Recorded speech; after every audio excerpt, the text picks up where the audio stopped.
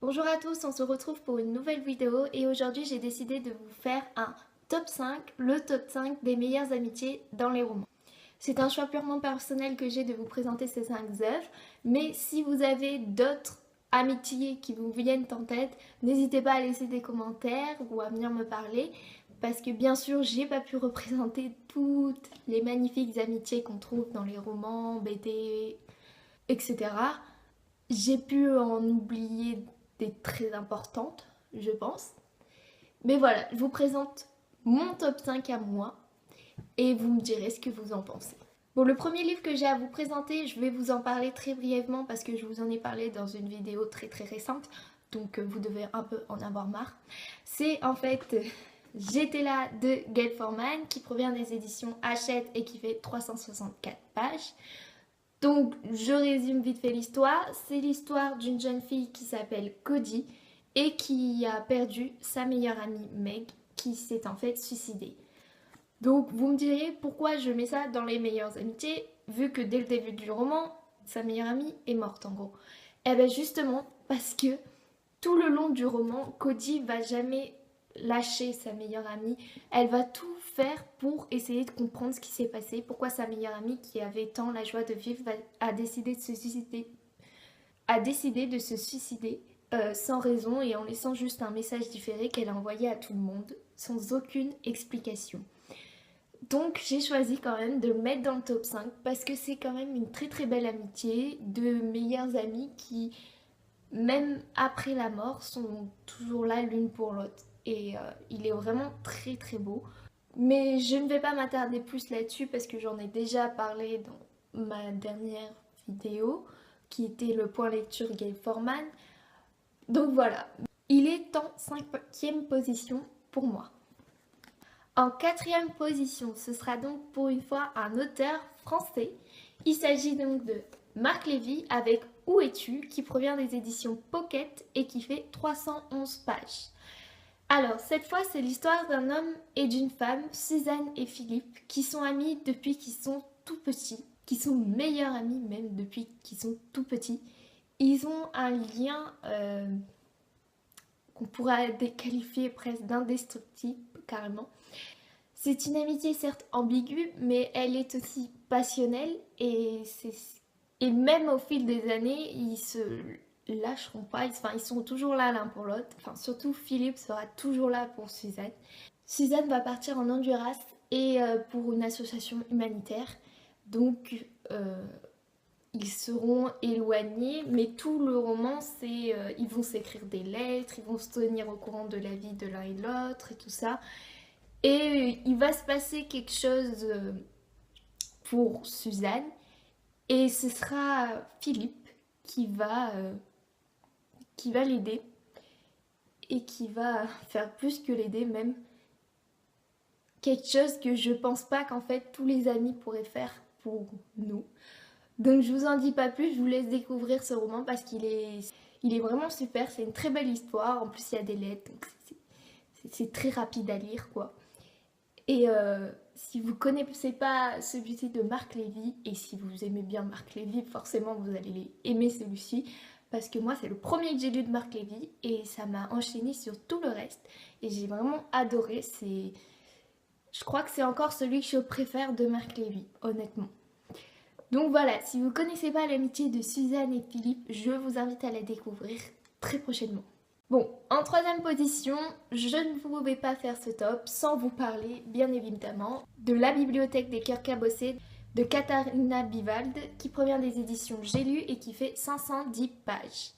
L'histoire, si vous ne la connaissez pas encore, c'est l'histoire donc de Sarah et Amy, deux femmes qui ont des âges très différents, qui viennent de pays opposés, mais qui sont reliées par la passion du livre et qui vont s'échanger des lettres pendant un certain temps autour du livre, autour de la littérature, autour de leur vie personnelle et de leur ville, du travail, tout ça. Et un jour, Sarah va perdre son emploi et elle va perdre son emploi de libraire. Et du coup, Amy va lui proposer qu'elle passe les vacances chez elle. Donc, elles vont enfin se rencontrer. Mais lorsque Sarah va arriver dans la ville de Amy, elle va découvrir qu'en fait Amy est morte parce qu'elle était malade. Elle était malade et elle n'avait pas voulu en parler à Sarah parce qu'elle était tellement contente de son arrivée qu'elle ne voulait pas la déranger avec ça, mais ça a été trop tard et Amy est morte avant que Sarah arrive. Du coup, Sarah se retrouve dans une ville qu'elle ne connaît que par les lettres d'Amy, avec des gens qu'elle connaît encore une fois que par les lettres d'Amy, et elle va vivre dans la maison d'Amy qu'elle ne connaît que par les lettres encore une fois.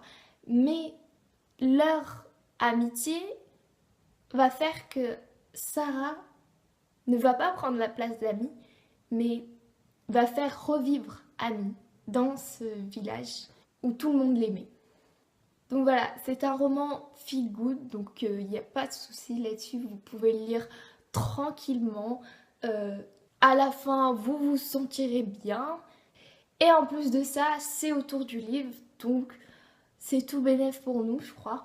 Donc voilà, si vous ne connaissez pas encore la bibliothèque des corps cabossés, il faut que vous la découvriez parce que l'amitié d'Amy et de Sarah est très très belle et que c'est un livre qui fait du bien.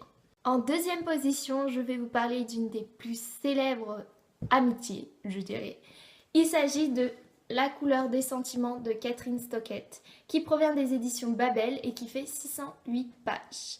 Donc si vous n'avez pas lu le livre ou le film, je vous raconte vite fait l'histoire. On se retrouve dans les années 60 en Amérique, au Mississippi. Et c'est l'histoire de femmes noires qui vont vouloir se rebeller contre, enfin, de femmes de ménage noires même, qui vont vouloir se rebeller contre leur patronne, exigeante et diabolique même.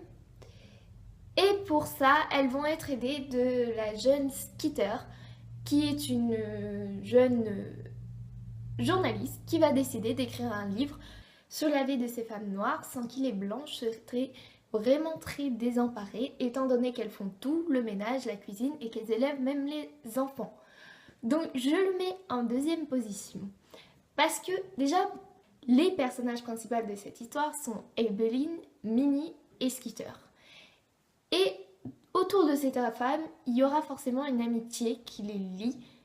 L'amitié la plus forte, c'est celle d'entre Evelyn et Minnie, qui sont toutes les deux femmes noires et qui travaillent pour des femmes blanches. Donc elles connaissent la vie de chacune, elles savent ce qu'elles endurent l'une et l'autre. Mais l'amitié auquel on ne s'attendra pas dans cette histoire, c'est celle de Skeeter avec ses femmes et qui, justement, donne toute cette puissance au livre, va faire que le livre est vraiment génial. Alors je sais pas si vous avez vu le film, j'ai trouvé que le film représentait bien le livre assez quand même, il a été bien fait. Et si vous avez aimé l'histoire du film, vous allez adorer le livre. Parce que c'est exactement pareil, mais en mieux. Et donc voilà, je me devais de représenter cette belle histoire, donc je l'ai mis en deuxième position. En première position, ce ne sera pas un roman que je vais vous présenter, mais un manga. Et je ne sais pas si vous connaissez, il s'agit de Nana, des éditions Delcourt, fait par Ei Yazawa. Et j'ai une très mauvaise prononciation, je suis désolée pour le nom de l'auteur. Alors, Nana, qu'est-ce que c'est? En fait, c'est l'histoire de deux filles qui s'appellent Nana. C'est pas bien compliqué, hein? Et ces deux filles vont se rencontrer un jour dans le train, car chacune des deux va monter à Tokyo, l'une pour retrouver son copain, l'autre pour vivre de sa musique. Elles ont toutes les deux 20 ans, et cette rencontre va les changer à jamais, parce qu'en fait elles vont se retrouver à Tokyo, et elles vont finir par devenir colocataires.